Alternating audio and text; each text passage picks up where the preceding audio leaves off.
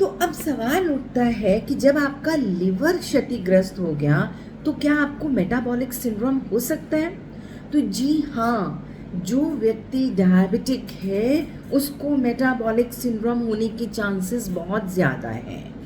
अब next question comes कि metabolic syndrome होता क्या है?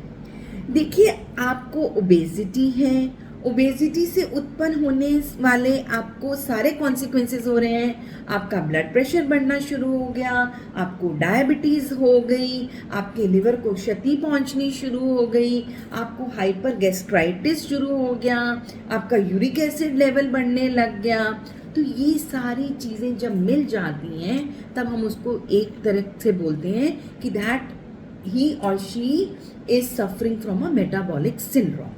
तो डायबिटीज से जब लिवर क्षतिग्रस्त हो जाता है तो मेटाबॉलिक सिंड्रोम होने के चांसेस आपको बहुत ज़्यादा हो जाते हैं। तो ऐसी डायबिटीज तो बहुत लोगों में पाई जाती है। क्या सबको NAFLD होने के चांसेस होते हैं? इसका जवाब मैंने आपको दे दिया। क्या ऐसा भी होता है जिनको लिवर डिजीज हो उनकी शुगर लेवल्स भी हाई हो? तो जी हाँ, मैंने आपको बोला उनकी HbA1c लेवल्स काफ़ी हाई और अनसेटलिंग होते हैं। क्या इंडिया में और बाहर के देशों में कोई फ़र्क है? तो जी हाँ, मैंने आपको इस सवाल का भी जवाब दे दिया कि Indians are more prone to get the disease as compared to the Caucasian or other Western population with the similar BMI। क्या कोई विटामिन्स की कमी होती है? क्या ऐसा क्या होता है? क्या कोई लोग कहते हैं कि विटामिन ई दे दो, विटामिन ए दे दो, क्या एक्चुअली में इन चीज़ों की कमी होती है? तो देखिए, ये देखा गया है कि जब आपकी बॉडी में ट्राइग्लिसराइड का लेवल या सैचुरेटेड फैट्स का लेवल ज़्यादा होता है तो आपकी बॉडी में विटामिन ए, विटामिन ई और सेलेनियम नामक जो मिनरल है इन सब की मात्रा कम हो जाती है। तो जैसे ही ट्राइग्लिसराइड का लेवल कम होना शुरू होगा इनकी मात्रा बढ़ने लगेगी।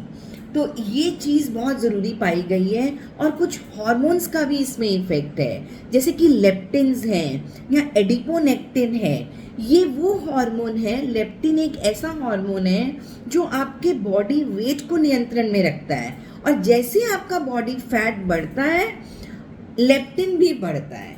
तो जैसे आपका बॉडी फैट गिरेगा लेप्टिन भी गिरेगा। लेप्टिन आपके हंगर को कंट्रोल करता है।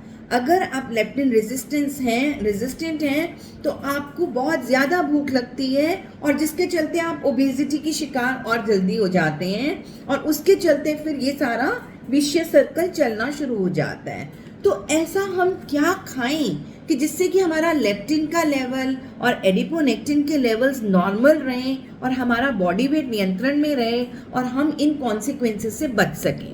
तो देखिए, बेसिकली आपको अपनी लाइफस्टाइल इंटरवेंशन करनी है और लाइफस्टाइल इंटरवेंशन में दो ही चीज़ें हैं, physical exercise and balance diet.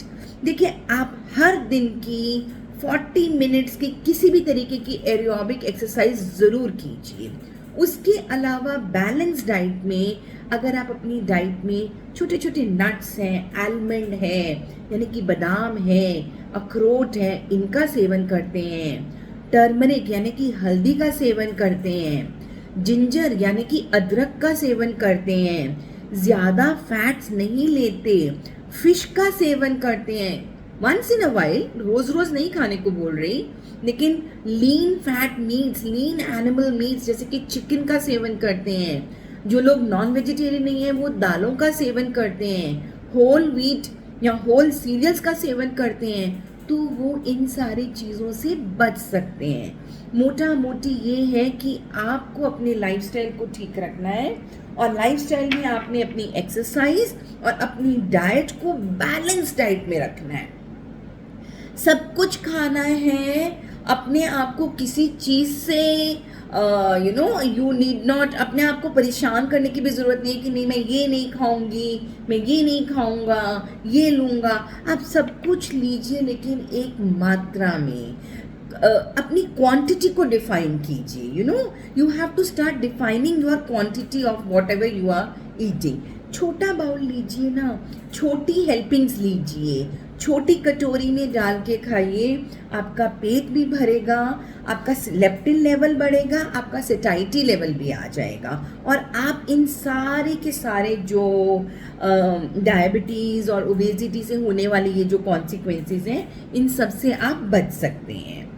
तो इन और आपके इंटेस्टाइनल माइक्रोब्स, यानी कि जो आपके इंटेस्टाइन में कुछ ऐसे बैक्टीरिया पड़े हैं जो आपकी इम्यूनिटी को अच्छा बनाते हैं, ये भी कम हो जाते हैं जब आप NAFLD के शिकार होते हैं। तो अब करना क्या है? करना मैंने आपको बता दिया, अपना खाना ठीक करना है, अपनी एक्सरसाइज करनी है, ज़्यादा करके देखिए, आई वुड नॉट सजेस्ट कि आप दवाइयों पर आएँ, कि मतलब लोगों में है ये चीज़ कि नहीं मुझे फैटी लिवर हो गया, कहीं वो पढ़ के आगे कि विटामिन ई दे दो। Yes, vitamin E has promising results in the patients with fatty liver, लेकिन पहले अपनी डाइट, अपने लाइफस्टाइल को तो देखो। अगर आपको पता है कि आपका लाइफस्टाइल ठीक नहीं है तो पहले उसको चेंज कीजिए। जी हाँ, आप विटामिन ई के सप्लीमेंट्री डोजेज ले सकते हैं, आप विटामिन ए भी ले सकते हैं, आप ओमेगा 3 फैटी एसिड्स भी ले सकते हैं, नहीं तो बेटर है कि फूड सोर्सेज से उनको निकाला जाए।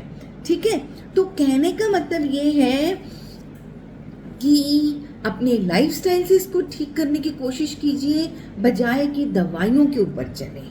ठीक है, तो अगर आप लाइफस्टाइल को ठीक करके रखेंगे तो आप इस तरीके की कॉन्सिक्वेंसेस जो डायबिटीज़ से हो रही हैं उनसे बच सकते हैं। लिवर में जो घातक रोग होने के चांसेस बढ़े हैं, आप उनसे बच सकते हैं, because all these are silent killers, right? So इन सब का ध्यान रखिए और अपना ध्यान रखिए, आप बिल्कुल ठीक रहेंगे।